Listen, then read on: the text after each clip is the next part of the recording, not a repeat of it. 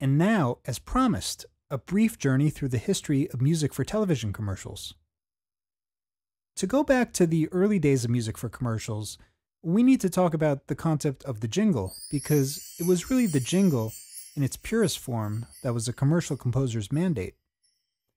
When we think of a jingle, we usually think of a short, catchy tune, often featuring the name of the product and tagline, sung in a memorable and repetitive way.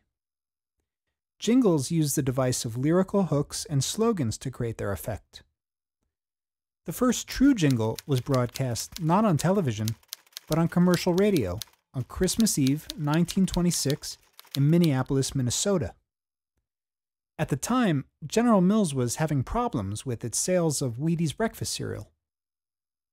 A group of 4 male singers, calling themselves the Wheaties Quartet, put together a song called "Have You Tried Wheaties?" which praised the cereal. Let's take a listen to it now. Have you tried Wheaties? They're whole wheat with all of the bran. Won't you try Wheaties? For wheat is the best food of man. They're crispy and crunchy the whole year through. The kiddies never tire of them, and neither will you. So just try Wheaties, the best breakfast food in the land. When the sales results came back, after the jingle had aired, General Mills discovered that 30,000 of the 53,000 cases of Wheaties that sold were in the Minneapolis-St. Paul area. This was, in fact, the only region where the jingle had aired. Because of these results, instead of dropping production of the cereal, General Mills purchased more airtime for the jingle. However, this time, it was nationwide. Well, sales climbed, the effectiveness of the jingle was proved, and because of this, you can still find Wheaties on your supermarket shelf today.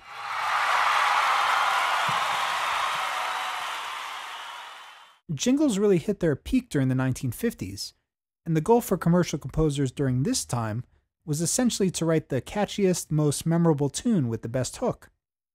The composer would write in a traditional kind of way, sitting down at a piano or with a guitar, for example. Harmony, melody, and a catchy lyric were the focus.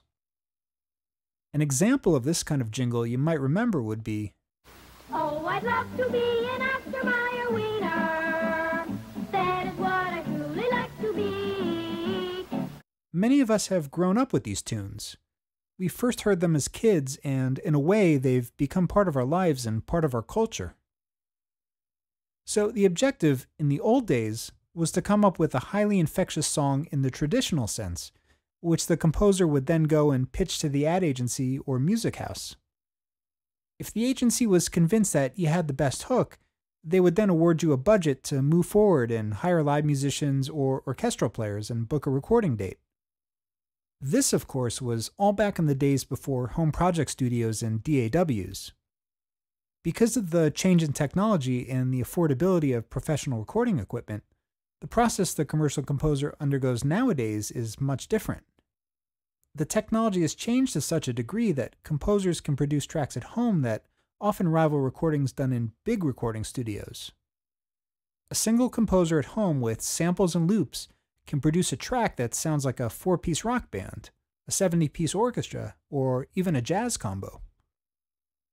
Although the concept of jingles still exists in its pure sense, working as a commercial composer today has expanded to include all sorts of music creation, from scoring the drama of a spot instrumentally, kind of like a film composer might do, to providing sound design elements or simply creating a great groove or track that works underneath the voiceover. In contrast to the spots of yesteryear, clients today expect to hear your demo, which is really essentially your pitch, as close to the finished product as possible. And you often only will have a day or two to make that happen. If your demo is accepted and liked by the agency, there will usually be some tweaks you'll be asked to make in your track, such as timing edits, possibly replacing a few sounds, adding some additional scoring elements, or adjusting level balances. For the most part, though, the demo you present will bear a pretty strong resemblance to the track that will eventually go to air. And not only is the production process different, but in today's environment, the actual music for television commercials has merged to a large degree with the record world. A lot of the sounds we hear today on spots are borrowed from pop culture, as well as emerging underground trends such as indie rock and electronica. You'll find that clients and advertising agencies will often request tracks in the style of popular bands and alternative up-and-coming bands, maybe those that are a little bit outside of the mainstream but still have a cool sound. I've always found it interesting that on commercial radio, you won't necessarily hear a lot of these underground sounds, since they tend to primarily play only what's considered mainstream. In television commercials, however, where products are sold to this very same mainstream audience, you'll find a lot more indie, cutting-edge, and alternative sounds and styles popping up. In a way, I think we immediately identify with the emotional meanings that certain sounds and styles bring forth, so that when we hear a buzzy, distorted bass line with aggressive breakbeat drums, for example, we equate that with edginess and excitement.